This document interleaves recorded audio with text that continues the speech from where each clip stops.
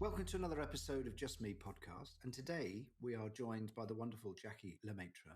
So, Jacqui, what is it that you do and what is it that you have done, please? Oh well, I need to go right back, I think, Do you? to where it all started really as a pupil, um, and how I've got to where I've got because I think for me, my world is about second chances Brilliant. because everything I've done is about Brilliant. actually I've got to learn about this and I've got to, and they use this word quite a lot now. I hear this quite a lot, pivoting. I Yeah. think I've done quite a lot of pivoting, Sid, in my time, right from an early stage. Because, I mean, I was a real dropout of school. I wasn't really, I didn't get it. I didn't get school at all. I really didn't get it. Wow. I bulked against it. I didn't like the teachers. I'd worked out very quickly that they got their favourites and I wasn't one of them. So I bulked Right. against that. So I ended up in a convent school of all places to try and sort me out. Wow. And that was one of my light bulb moments because I sat there and I thought, you're actually teaching me. And it wasn't up until that point they were explaining things the way I could get it. And I have to explain that I am quite dyslexic in a lot of different ways. And for Uh, me, learning was very, very stressful. And anybody putting me on a spot, if I gave you an example, I did a pub quiz recently and they asked me to spell Czechoslovakia. right. Could I get it? No, I couldn't get it at all. So I've still got that inner kind of, oh, what do I do here? And I'm going to change. So I think it wasn't until I started work and I tried to work out, well, what do I actually want to do? I kind of had to realize that I needed a why in order to do what I needed to Brilliant. do. So I started off doing things in banking. I absolutely hated it with a vengeance. I really did. Because being a dyslexic, and I think there's probably a little bit of dyscalculia there as well, I used to muddle everything up. And I never used to get anything right. Never anything used to balance. And, it was just a nightmare job. Um, and so I realized quite quickly that actually banking wasn't for me. And I went off and did a degree, and I turned up for the wrong interview, Sid. I No. should have gone. Yeah, I should. I don't know if you've ever done this. Turned up and thought, I'm in the wrong place here. I Brilliant. wanted to do history and maths, and I Right. ended up in the PE department by Did mistake. oh, but which university, though? This was Worcester. Right. This is Worcester. I mean, I Oh, didn't do very well in my A levels. Let's be honest. So, I ended up at Worcester, and I thought, do you know what? I actually quite enjoy my hockey. I quite enjoy being outside. Perhaps this will be the making of me. So I switched at the last moment and did PE. My husband says it's 4 years learning how to catch a ball. That's not what it was about, really. right. It was a lot about sports, biomechanics, a lot Wow. about teamwork, a lot about taking things forward. And we were teaching within the first 2 weeks. We were one of the courses where we were just thrown in to teach PE very, very quickly. But I loved that. Absolutely loved me. It was the making of me because I was out in the fresh air doing what I Brilliant. loved doing, which was sport.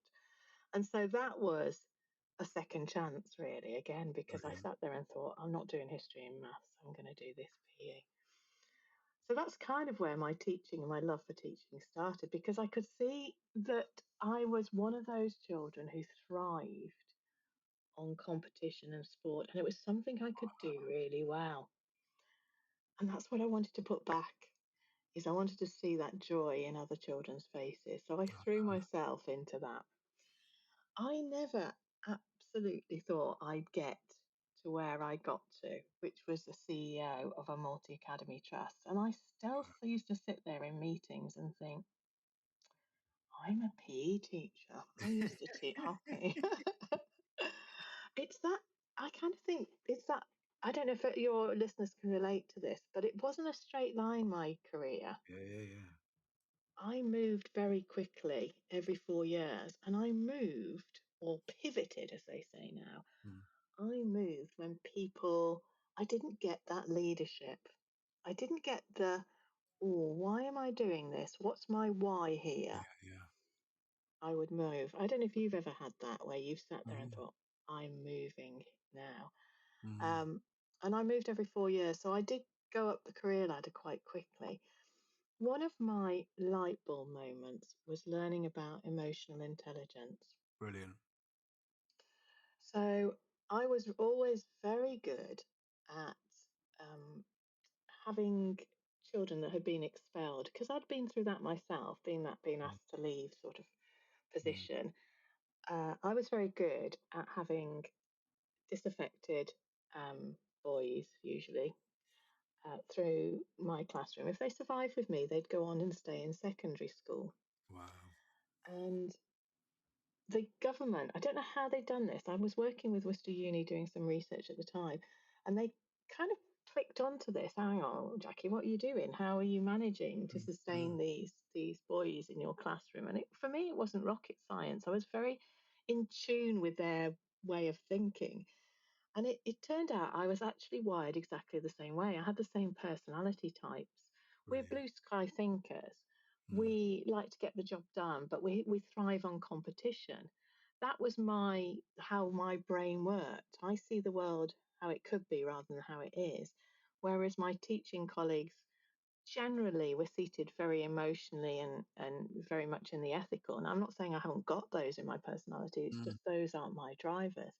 And that was a real light bulb moment for me with children because I thought, oh, I get this.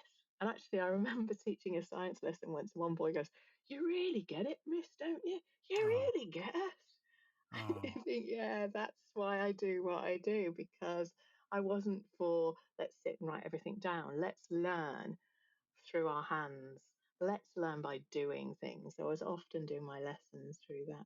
Well, the government picked up on this and they asked me to write something about it. mm, So I did. I wrote a master's. I did a master's on sustaining pupils that are disaffected in the classroom and learning that actually if you understand the child as a whole and you understand where they've got to get to and what their goals are, then you can teach them better. And that I took that through all of my teaching. And as I grew and as I went through my career, I started thinking about actually I'm making a bigger difference because I always had that, oh, do I really want to leave? I'm doing such a wow. really great work here. What do I want to do? Mm, So I sat there and thought, right, well, I'm actually going to make difference to a whole school if I lead a school. wow. If I lead more than one school, I'm going to make a difference to 300 pupils. If Wow. I lead 7 schools, I'm making a difference. So I went through that sort of process in my brain to justify it. So, yeah, So, I mean, you're teaching kids who are not necessarily engaging yeah, because that's hard, Jacqui. I mean, I don't know how many listeners out there have ever been in that situation, but that's a really tough call, isn't it? it You know, is. It's, yeah, definitely. Yeah. but where do you start? I mean, what's your kind of like, what is it you do? So I would start by getting to know them really well. So doing something that would be would not put them on the spot. So Brilliant. getting to know that. Who am I teaching first? What age group am I teaching? What is the class makeup? What's the context of that school as well? So I Brilliant. would learn those children what their abilities, but more than that, I want to know their personalities well. Oh, So I would start with that. So I would start with something that was really non-confrontational, non that's basically just what the education system does is it teaches can you pass tests, yeah, but yeah. actually the children that survive in this world are those people who can those children who can relate to other people. And I always say this to my heads as well. What is the biggest spend for your trust or your school? And it's always people.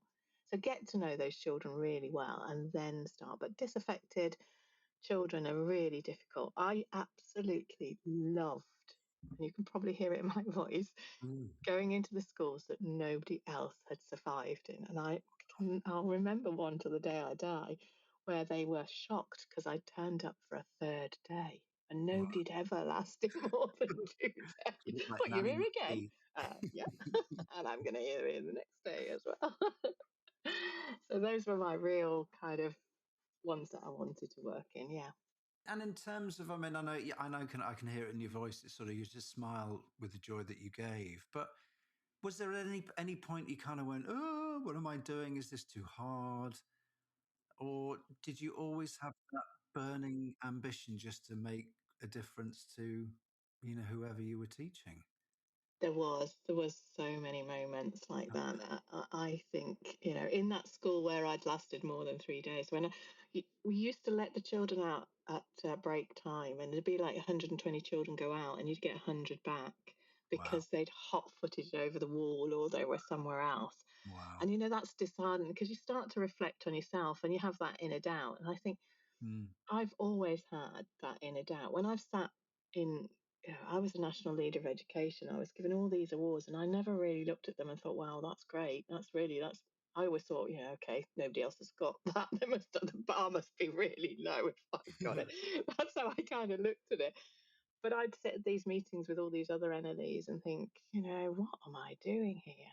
What am Wow. I doing here? You do get those moments where you think, is this for me? Is it what I'm doing? Am I actually making a difference to the children? And that's the hardest part. But my determination, I think that goes back to your childhood, that you don't give up. I'm one of three, and I'm the middle one from Sid. Mm. So that determination is always there. Wow. Okay. So jumping forward, what is it you now do? Oh, well, this is another pivot, as they'd say. So I came out of CEOing. It was one of the hardest jobs I've ever done when you're dealing with such big numbers of children and people and trying to manage all of that. Um, I still do, and I still get a lot of pleasure out of helping other schools Oh, achieve. So I'm still doing that. I still do school improvement work. I've got enough schools that I work with, and there's people that have stayed with me, and there are new schools. So I do that quite a few days a week. I also do something which I love, which is mark master's papers no way. for international teachers who are training to be special educational needs coordinators. Wow. And the reason I've kept that going, and I've done that for about 10 years now, is because I read the most amazing things that people are Oh, doing that you wouldn't come across it. And I had one experience where I was training head teachers, and he said to me, "Did you used to teach in Worcester?" wow. And it was a student of mine, it was a pupil of mine from about, only going back 30 years now, Mm. from when I very first started, who's now a head teacher in Singapore. So I'm a bit far reached and far flung. But the biggest one and the biggest learning curve and the most kind of scariest thing I've done is I have a partner now, which I've never had before. Wow. And she's a complete opposite and pole to my personality. So we work really well. And Brilliant. I started my own podcast. And my why for that, and because, going back to it, I've always got to have a why, was Mm. I wanted something that leaders could listen to that wasn't going to cost them anything, that Brilliant. I could pass on my knowledge. So, yeah, and I've had to learn all about platforms and editing and YouTube and Instagram, and this is just completely wild to me. So, yeah, so that's what I'm doing now. So I still keep myself very busy, very, very busy in the week. Even when I think, oh, I've got a day here and I've got a day there, I'm Mm. still doing a lot. Yeah. I mean, we talk a lot, don't we, about leadership, self leadership, schools, all that kind of stuff. So, what is it about leadership that you've kind of learned, from yourself, but also from other people? Because you've led a lot of schools, and that takes a lot of leadership, not just from you, but then to kind of pass that on to others. I think first and foremost is you've got to understand that not everybody sees the world the way you see it. Brilliant. I think that's the first thing, because you go into leadership and you think, oh, yeah, I'll just tell them this, they'll get on and do it, Yeah. they'll do it. And then you realize, no, they don't do it because they don't see it the way that you see it. And sometimes they've got very, very clear ideas of what teaching is about, and it may be different. And it may not be that it's wrong, it's just Mm, different. mm, And I think that came from my understanding personalities and understanding that they are going to do things differently. And it may not be where you want to do it, but they'll come to the same conclusion. A bit like teaching children, really. They're all going to be different, they're all going to learn differently. And the other thing is to listen what they're not saying. wow. I always really think, okay, what are you not? There's going to be a reason. And even when I had parents that were really quite hard hitting. For me, it was about what are they not saying here? What is it that's going on in their lives that we are not seeing that is causing this reaction to what we're doing? And so Mm. those were my top tips. I mean, I think majorly those are the top two that I would draw on every time I went into a different setting. That's so brilliant. If you've got, say, for instance, you've got a leadership team in a school, university, college, it doesn't matter actually where it is, it's Yeah, just people yeah. as leaders. If you've got people who are so different, because not everybody, as you say, thinks and feels the same, but if Mm. they are so different, how do you herd those cats, as they say? Where do you start? I think it's your purpose. You, Brilliant. I Brilliant. don't think there's anybody. I've not come across a teacher who doesn't want to teach well, Oh, brilliant. ever, ever in my career. But I think it's your purpose about if you've got a very common purpose, you've got common ground. Brilliant. And that's what you go on. You go on, actually, we all want the best for the children in this school. It's how we get there. I love that. And maybe this is where we need to work on and actually train people. I don't think I went into so many jobs, Sid, Mm, where mm, I wasn't trained. Well, mm. I didn't feel I was trained or I was ready. I'd get the odd phone. I was seconded so many times into different schools. And I remember getting, what? What, me? Why would you think I could do that? From you know whatever you were doing to Mhm. going and being a deputy head in a really tough school, or going from a deputy head into leading your own school. I never thought I was ready, and yet somebody saw something somewhere in me that said, yeah, you can go and do that. Brilliant. And in terms of trying to establish that common kind of purpose, I get that, with teachers, let's all get the best for this pupil. But what about students? Do you also, because you talk about understanding their personalities and how they're thinking, do you also try and ignite that kind of sense of purpose for them? Yeah, give Brilliant. them a why, especially from my research with working with boys, is that they need a purpose for what they're doing. I think writing for boys in primary is always going to be the hardest one to crack. Mm, And you will get it with girls as well as on their personality types. But for me, it was about giving a purpose for children as to what you're doing and igniting them. If you've got a class through of 30 children, you're only going to have 10 children in there who are going to learn through the auditory. So brilliant. learn from you saying things. Brilliant. It's only a third of your class. So if Mm, you're talking all the time, those children aren't going to access that curriculum at mm, all. You've mm, got to be doing. So mm. finding ways of actually getting them out there and outside to learn, it is absolutely gold dust when you're trying to work with children that don't want to learn and find things. And people are doing this in so many different ways and in so many brilliant ways. I'm always astounded as to the different ways people are doing things in order to engage the children in their learning. Oh, that's fantastic. And how have you seen things changed over the years? Because there's a lot more, not attention and focus, but a lot more awareness now, isn't there, of kind of mental health? And how have you seen it change, not just with pupils, but also with kind of teachers and parents too? I think for me, and we've done a lot on our podcast about this, Mm, about mental well-being in teachers, because both Jane and I did get to a point where we burnt ourselves out. wow. And that was because we were so driven in what we wanted to achieve, I think. And looking back at it and looking back at the next generation, what I admire about them is their boundaries. I Okay. think it is about putting boundaries in and saying, actually, this is what you have this piece of me for this amount of time. I'm going to put all my efforts into it. But actually, I need those boundaries for my own well-being, and I need to be able to have somebody who leads me who's flexible. And we went round and round the houses about this, Sid, and we came to the conclusion that actually we needed permission for our Wow. well-being. Wow.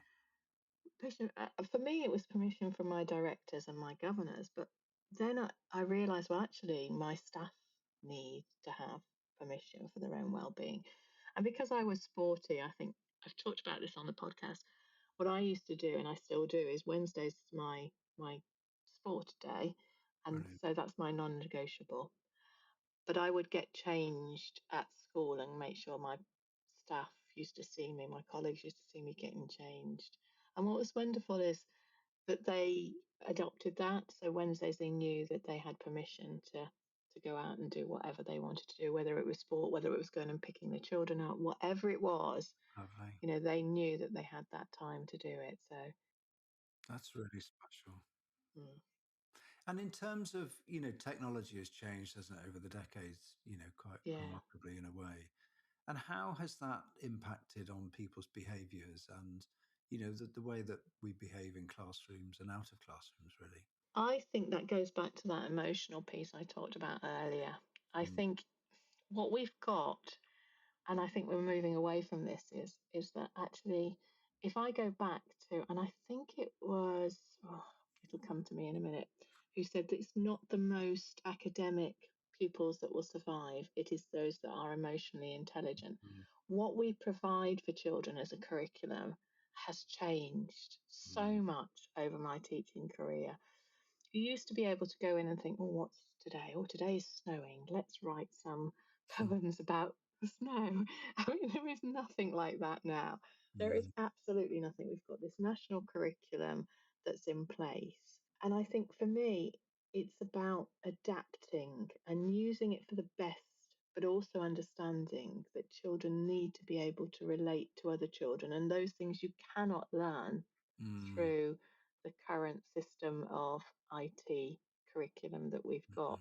We have got a PHSE curriculum, but I think those things, yes, if they're taught well, will do really well. mm. But we need to make sure that we're preparing our children for a world we don't yet know. Wow. A world we don't know yet.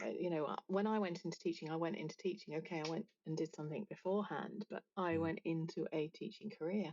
The research is that children are going to have 9, 10, 11 different jobs. So, yeah. what is the golden thread that goes through all that is people Wow. skills. They need to have people skills. And do you think, I mean, you mentioned it earlier about, we basically teach people to pass tests. Do you think that's kind of outmoded and outdated now? Yes. I mean, Really? I come from somebody who gets panic Really? attacks when I test. Do you? I'll tell you a story about when I was 11. I'm a bit of an anomaly because I've got this IQ. I couldn't find the room for Mensa. I Right. went for a Mensa test, couldn't find the room. Um, I'm a bit of an anomaly because I can't do tests, but Wow. I've got a reasonable IQ Mm, according to the IQ tests. So I was a real anomaly in the system. So when I was doing my 11 plus, I thought, well, I'm going to try this one time. I'm going to try and do this 11 plus and plus. And I came top in it because I thought, oh, I put a bit of effort in it. And I'll never forget the head teacher came in and she went, now we've got somebody who's come top this week. You'll never believe who it is. And I thought, do you know what? If that's her attitude, and that's an 11-year-old sitting there, and I took that through my teaching. If I was an 11-year-old and I clocked that head teacher as being very patronising about somebody who couldn't possibly come first, um, I never tried again, so I never passed it. And I wow. think if that's our system of judging children, Mm, and we know that actually people skills are going to make the measure of people. And you've got all these entrepreneurs that are usually those blue sky thinkers and those mm, children who think out of the box. How are we preparing the next generation if we're just testing them on X, Y, and Z? brilliant. My powerful thing would be change it, but I don't think it's ever going to change because there isn't anything at the moment that they can replace it with. It would take a Yeah. long time to replace it with something. Yeah, that's a good point. So what keeps you going, Jackie, when things get tough? And I know they have over the years. What's your kind of default? Where do you dig back to and go, no, come on, we can do this? A realization, I think, that I want to make the world a better place. Oh, that's lovely. Um, and I think that if you can, I mean, I always sing this, if you can shine a little happiness as you pass the one along your way. I can't remember who said that. Mm, Somebody who said that. I don't know whether it was Oscar Wilde, if you shine a little bit of mm, happiness. I think that is important. That there is so much in the world that is negative, mm, but actually you don't have to buy into that. You can change things. And I always believe I can. And I don't know whether that's a failure of myself, but I always think that my podcast is going to be the best educational podcast that it can possibly be.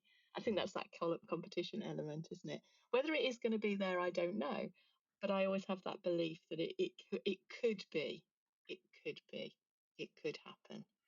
So That's that's what keeps me going. Is the I think of the world how it could be rather than how it is. I don't dwell on the past. I aim for the future. brilliant. And who inspires you? Where do you get that inspiration from? Do you know, I've had a lot of people throughout the time that I've met along the way, but I think from my mother, I have to Oh, say, my mum never went to school. wow. She was an Irish immigrant, so she Wow. ended up in a really massive city. And she used to go to school, and then she'd put a sling or she'd take a bandage or something, and she'd wrap it around her hand. And we're talking 60s here. And she Mm, used to walk out, and if anybody stopped her, she used to go, I'm off to the doctors. I'm off no. to the doctors. Then she'd go off to the library in the city and she just taught herself. Wow. But she managed to work with my father to build a massive, successful business. And she'd have bonkers things that she'd say. So she'd say things like, "Oh, I never do any business with anybody with a shiny suit on." Brilliant. Really like affluent. And you think, okay. Um, but yeah, I think she was somebody who'd kind of come from nothing and had the education system that failed her, but then did it herself. Amazing. I mean, what's your fizzy pop moment? Where do you get really excited? I mean, obviously inspiring people or, feedback, but where do you fizzy pop the most? Success, Oh, yeah, mm, success in for children. I think that's always when you get that moment when that child has got what you're talking about and they succeed and they go on, and when they come back to you and tell you about it. I think that's really the best thing is when you meet them when they're older and they still remember you. And I have real trouble with this, Sid, because over the years I've worked out it's thousands and thousands and thousands of children and also thousands of adults. I was in a situation recently where somebody came up and hugged me, wow. Jacqui, and gave me a massive hug. And I'm sitting there, I'm thinking, oh, I'm going to try and work out how I know this person. That's hard. Mm, That's really mm, hard because you should know it. But over the years, when you've got your bandwidth of your brain can't hold it, my fizzy moment is definitely how people react to me, and especially children when you've taught them something, which doesn't come very easily now because I'm in a different position. But yeah, it's there. but there must be, as you say, there must be thousands and thousands of people out there. Because my name's quite unusual, It's so very, yeah. Having a head teacher in Singapore who said, "Did you used to teach me in Worcester?" was quite a moment, I have to say. So yeah, I think if you genuinely love your job, you Mm, emit that. And I found that it took me a while to find out what I enjoy doing, but yeah, I think it's just finding that light bulb moment and that joy, and just go for it. I think is my motto. Just go for it. lovely. And if you could use one word to describe yourself, what would it be? I think I'm going to go resilient. Resilient, brilliant. I tell you why resilient. I think because the nature of what I've done and Yeah. the different things I've gone through in my life, and everybody has trauma in their lives, don't they? I always think everybody has trauma, but I think for every point, I have actually used that and think, well, what's the learning point here? What can I take from it rather than being a negative?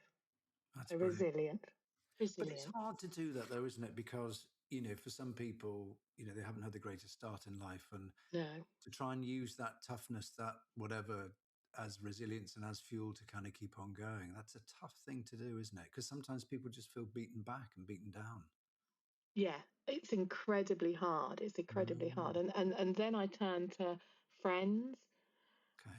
family, and exercise. Exercise really gives me that dopamine hit.